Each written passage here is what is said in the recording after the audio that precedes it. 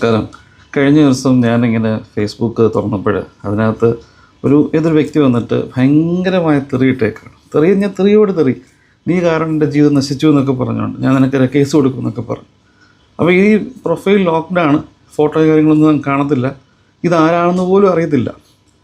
അപ്പം ഞാൻ വാട്സപ്പ് നോക്കിയപ്പം ഇതേ വ്യക്തി ഇതേ സെൻറ്റൻസ് എനിക്ക് വാട്സപ്പിൽ തെറിയായിട്ട് അയച്ചിട്ടുണ്ട്.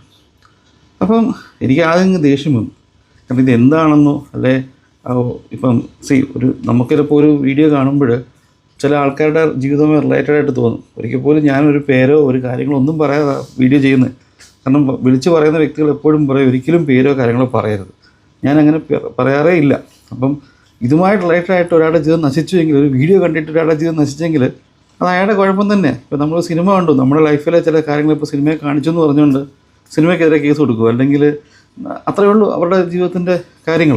ഞാൻ പറഞ്ഞു വന്നേ, എനിക്കറിയുന്നൊരു പോലീസ് ഓഫീസറിനെ കോൺടാക്ട് പുള്ളി പറഞ്ഞു നമുക്ക് വേണമെങ്കിൽ ഇത് സൈബർ സെല്ലിൽ കേസായിട്ട് പോകാം. കാര്യം അതിൻ്റെ നമ്പർ ഉൾപ്പെടെയാണ് കിട്ടിയേക്കുന്നത്, വാട്സപ്പ് നമ്പർ ഉൾപ്പെടെയാണ് കിട്ടിയേക്കുന്നത്, പോകണമെങ്കിൽ പോകാം, നിൻ്റെ ഇഷ്ടം എന്ന് പറഞ്ഞു. ഞാൻ പിന്നെ അത് വിചാരിച്ചു വേണ്ട, പിന്നെ വിചാരിച്ചത് ശരിയല്ല. കാരണം വെറുതെ ഇതിന് ഒരു കുടുംബത്തിനകത്തൊരു പ്രശ്നം ഉണ്ടാക്കുന്നതെന്ന് കരുതി ഞാൻ പറഞ്ഞു വന്നേ. കഴിഞ്ഞ ദിവസം എയർക്രാഫ്റ്റ് ആക്സിഡൻറ്റ് മരിച്ചു പോയൊരു സ്ത്രീയെപ്പറ്റി മോശം കമൻറ്റ് ഇട്ട് ഒരു ഓഫീസറിനെ ടെർമിനേറ്റ് ചെയ്ത വിഷയമൊക്കെ ഇപ്പോൾ നമ്മൾ ന്യൂസിൽ കാണുന്നുണ്ട്.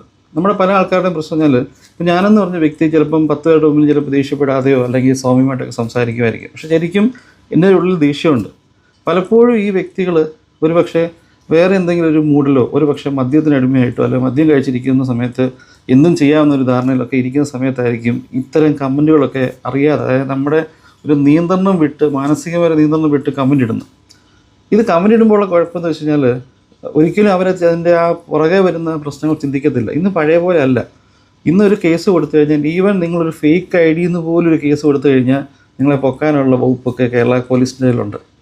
കേരള പോലീസ് വളരെ ശക്തമാണ്, വളരെ സ്ട്രോങ് ആണ്.